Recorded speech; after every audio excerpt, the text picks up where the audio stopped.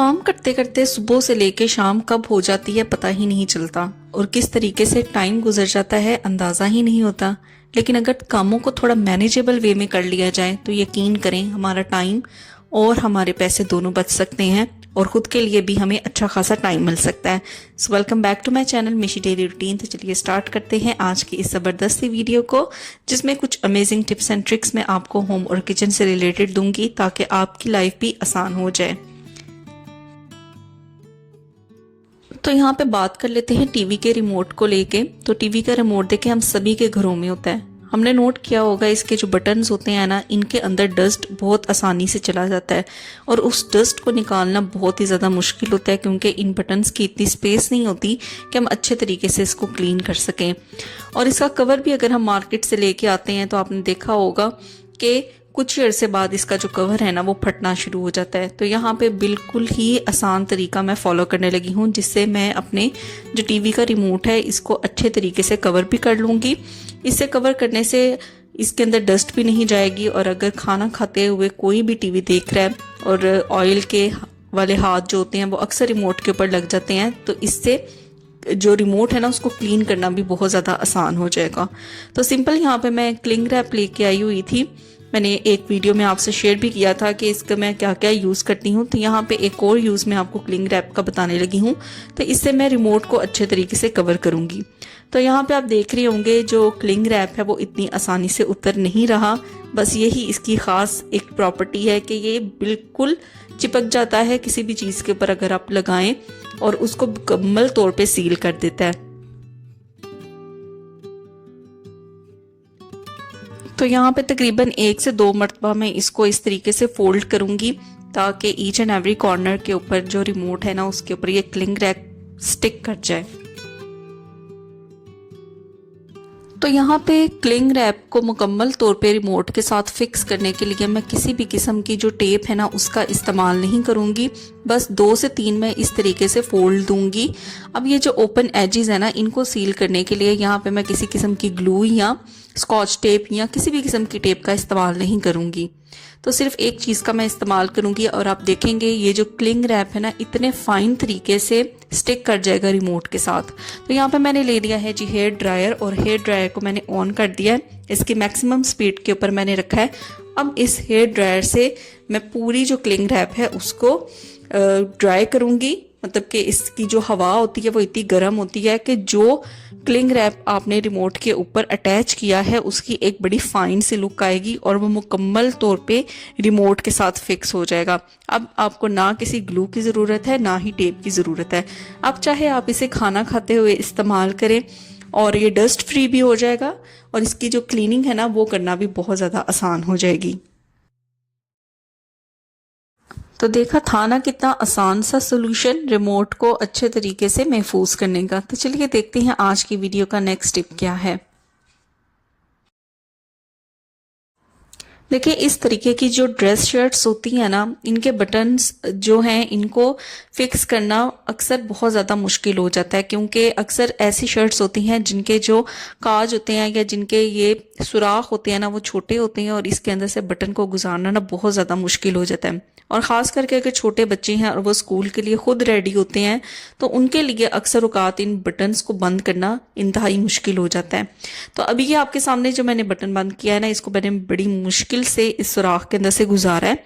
तो किस तरीके से आसानी से ऐसी शर्ट्स जिनके जो बटन वाले सुराख हैं वो तंग हैं तो वहां से आप बटन को किस तरह आसानी से गुजार सकते हैं, तो उसके लिए एक छोटी सी चीज़ का इस्तेमाल करेंगे। तो यहाँ पे मैं सेफ्टी पिन का इस्तेमाल कर रही हूँ। तो सेफ्टी पिन का यूज़ करके ये मसला बड़ी जल्दी हल हो जाएगा। छोटे बच्चों को भी आप इस तरीके से देंगे तो वो आसानी से अपने बटन्स को बंद कर सकेंगे।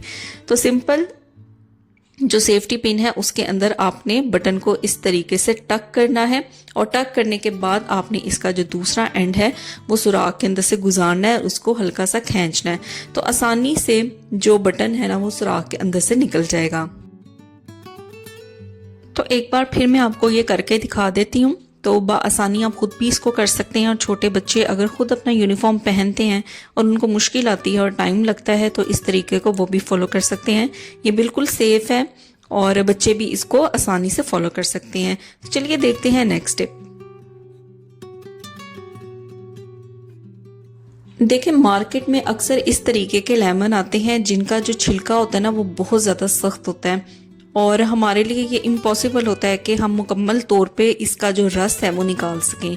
इसका छिलका इतना हार्ड होता है कि हम जितनी मर्जी मजबूती से इसको स्क्वीज़ करें कुछ ना कुछ इसके अंदर इसका जूस जो है वो बाकी रह ही जाता है। तो यहाँ पे मैं इन लेमन को करने लगी हूँ माइक्रोवेव 30 सेकंड के लिए। अगर आपके पास माइक्रोवेव नहीं है तो आपने खोलता हुआ गर्म पानी इन लेमन्स के ऊपर डालना है और तकरीबन 10 से 15 मिनट के लिए ऐसे ही छोड़ देना है। तो यहाँ पे मैंने इसे 30 सेकंड के लिए माइक्रोवेव कर लिया था। अभी आप देख सकते हैं कि इसमें से धुआं निकल रहा है, इसलिए मैं इसको ऐसे ही छोड़ दूंगी ताकि ये मुकम्मल तौर पर ठंडे हो जाएं। तो लेमन्स यहाँ पे ना मुकम्मल तौर पे ठंडे हो चुके थे। तो अब मैं आपको ना स्क्वीज़ करके दिखाती हूँ कि कितनी आसानी से और कितना ज़्यादा जूस जो है वो इनके अंदर से निकलेगा। तो इस तरह का डिटॉक्स ड्रिंक जो है वो समर में मैं बना के रखती हूँ और इसके बहुत ज़्यादा बेनिफिट्स हैं। तो देखिए इसके अंदर मैं लेमन को स्क्वीज़ कर रही हूँ तो एंड तक इसके अंदर जितना भी जूस था वो सारे का सारा निकल आएगा इस पानी के अंदर। इवन जब मैंने इसको माइक्रोवेव किया था तभी इसका जूस जो है वो निकलना स्टार्ट हो गया था। तो इस तरीके के मोटे छिलके वाले जो लेमन्स होते हैं ना उनको या तो आप खोलते हुए गर्म पानी के अंदर थोड़ी देर रख दें या अमूमन 20 या 30 सेकंड के लिए माइक्रोवेव कर लें। तो एक एक बूंद जो मैं कहती हूँ ना वो इसकी निकलेगी बाहर। देखिए किचन एक ऐसी जगह है जहाँ पे हम फीमेल्स का दिन का मैक्सिमम टाइम गुजरता है। तो किचन की सराउंडिंग्स को बेहतर बनाने के लिए ना हमें इसकी जो एम्प्टी वॉल्स होती हैं या कुछ ऐसे स्पेसेस होती हैं जहाँ पे हम कोई डेकोरेटिव आइटम लगा सकते हैं वहाँ पे हमें ज़रूर लगानी चाहिए। सारा दिन तकरीबन हमारा किचन में गुजर जाता है और अगर हमारे इर्द गिर्द का किचन का इन्वायरमेंट थोड़ा अच्छा होगा तो हमें खुद को भी अच्छी फीलिंग्स आएंगी और किचन में काम करने का दिल भी करेगा। तो मेरे पास कुछ इस तरीके के डेकोरेटिव आइटम्स हैं जो मैंने अपने किचन में हैंग किए हुए हैं या रखे हुए हैं। तो उनको देख के किचन के अंदर वैसे ही दिल खुश हो जाता है और जितना मर्जी थका देने वाला काम हो इंसान खुशी खुशी कर लेता है। तो चलिए इनको मैं हैंग करती हूँ और आप देखेंगे कि किचन की ना बिल्कुल लुक ही चेंज हो जाएगी। तो यहाँ पे एक कील लगा हुआ था, ऑलरेडी पहले से ही लगा हुआ था जब हम इस रूम में आए थे, इस अपार्टमेंट में आए थे। तो इस तरीके का ना मैंने गिफ्ट मार्केट से एक फ्रेम सा लिया है जिसके अंदर प्लांट लगा हुआ है, वो मैंने यहाँ पे हैंग कर दिया है। और सेकंड जो मुझे ये बहुत अच्छा लगता है, ये किचन से रिलेटेड कुछ रूल्स हैं, ऑल्दो इन पे फॉलो कम ही होता होगा लेकिन ये रूल्स बहुत ही अच्छे लग रहे थे हैंग किए हुए। तो एक अच्छी सी वाइब जो है वो किचन के अंदर आ जाती है कि किचन से रिलेटेड कुछ ना कुछ इसके ऊपर लिखा हुआ है। थर्डली यहाँ पे ओवन के ऊपर की जो स्पेस है ना ये मुझे बहुत एम्प्टी लगती थी। तो इस तरीके का आर्टिफिशियल जो प्लांटर है ना वो मैंने यहाँ पे रख दिया और साथ में किचन के लिए जो मैं टिश्यू यूज़ करती हूँ वो मैंने यहाँ पे रख दिया। तो ओवरऑल जो एक लुक है ना किचन की वो चेंज हो जाती है और किचन में काम करने का दिल भी करता है और मज़ा भी आता है। देखिए समर सीज़न स्टार्ट हो चुका है और हमें पता है कि समर सीज़न के अंदर लाइट बहुत ज़्यादा जाती है, ख़ास करके इंडिया और पाकिस्तान में तो ये इशू जो है वो बहुत ज़्यादा होता है। अमूमन जब लाइट जाती है कोई ना कोई हम टॉर्च का इस्तेमाल करते हैं। तो अक्सर घरों में आपने देखा होगा कि जब कोई टॉर्च हमें ना मिल रही हो तो हम मोबाइल की टॉर्च को ही ऑन कर लेते हैं। अच्छा, मोबाइल की टॉर्च को हम ऑन तो कर लेते हैं लेकिन आपने देखा होगा कि इसकी जो रोशनी है ना वो एक महदूद हिस्से तक की रहती है, यानी जहाँ पे हमने मोबाइल रखा है ना सिर्फ वहाँ तक रहेगी। तो इसकी जो लाइट है, इसकी जो टॉर्च है, उसको पूरे रूम के अंदर किस तरीके से हम लेके आएंगे चले वो देखते हैं। तो देखिए मैंने यहाँ पे एग्जाम्पल के तौर पे वॉशरूम की जो लाइट है ना उसको मैंने बंद किया है और आपको सिंपल जो मोबाइल की टॉर्च है ना वो जला के दिखाई है। तो सिर्फ उस स्पेसिफिक एरिया में रोशनी हुई थी। तो इसके लिए आपको क्या करना है, एक इस तरीके की ना ट्रांसपेरेंट बॉटल ले लेनी है और उसको फिल कर देना है पानी से। अब मोबाइल की टॉर्च ऑन करनी है और इस पानी की बोतल को इस मोबाइल की टॉर्च के ऊपर रख देना है। तो अब दोबारा मैंने वॉशरूम की लाइट जो है वो ऑफ करके दिखाई है। तो आप देख सकते हैं कि पूरे का पूरा जो वॉशरूम है वो रोशन है लाइट से। तो इस तरह से ना आप लाइट का एक डिफ्यूज़र बना सकते हैं। मैक्सिमम जो लाइट है ना वो फैल जाएगी और पूरे का पूरा आपका जो रूम है जहाँ पे अपने मोबाइल की टॉर्च ऑन की है उस पूरे के पूरे रूम के अंदर जो है वो रोशनी हो जाएगी। तो इस तरीके को आजमा के ज़रूर देखिएगा और मुझे भी बताइएगा कि आपके लिए वर्क किया कि नहीं। तो चलिए बात कर लेते हैं यहाँ पे कुछ आटे को लेके। तो आटे को अमूमन हम रोटियां पकाने के लिए इस्तेमाल करते हैं। तो यहाँ पे इसका एक यूनिक सा मैं आपको एक टिप दूंगी। देखिए किचन में काम करते हुए अक्सर इस तरह होता है कि गरम गरम तेल की छींटें या सालन की छींटें हमारे हाथ के ऊपर पड़ जाती हैं या हमारे बाजू के किसी भी हिस्से के ऊपर पड़ जाती हैं, तो फौरन से पहले आपने ये काम करना है, बिल्कुल भी डिले नहीं करना अगर आपके पास गुंदा हुआ आटा फ्रिज के अंदर मौजूद है। तो देखिए अगर कोई इस तरीके की छींट वगैरह पड़ गई है ना, तो सबसे पहले तो आपने टूथपेस्ट लेना है और जो भी स्पेसिफिक एरिया है जहाँ पे ये छींट वगैरह पड़ी है या ऑयल जो है वो आपके ऊपर पड़ा है, तो आपने क्या करना है, सबसे पहले वहां पे टूथपेस्ट अप्लाई कर लेना है। अच्छा, टूथपेस्ट अप्लाई करते ही इसका बेनिफिट ये होता है कि ठंडक का एहसास होता है, जो जलन महसूस हो रही होती है ना, वो जलन जो है वो आहिस्ता आहिस्ता कम होने लग जाती है। अब इसको कवर करने के लिए ना यहाँ पे हम आटे का इस्तेमाल करेंगे। कोई चीज़ नहीं मेरी, फौरन से आपने गुंदा हुआ आटा लेना है, सबसे पहले टूथपेस्ट अप्लाई करनी है और टूथपेस्ट अप्लाई करने के बाद गुंदा हुआ आटा जो है उससे इसको अच्छे तरीके से कवर कर देना है। तो यहाँ पे मैं डेमो के तौर पे फिंगर के ऊपर आपको करके दिखा रही हूँ, आपको हाथ के किसी भी पार्ट के ऊपर हो, आपने बस इसी तरह टूथपेस्ट लगा के उसको कवर कर देना है।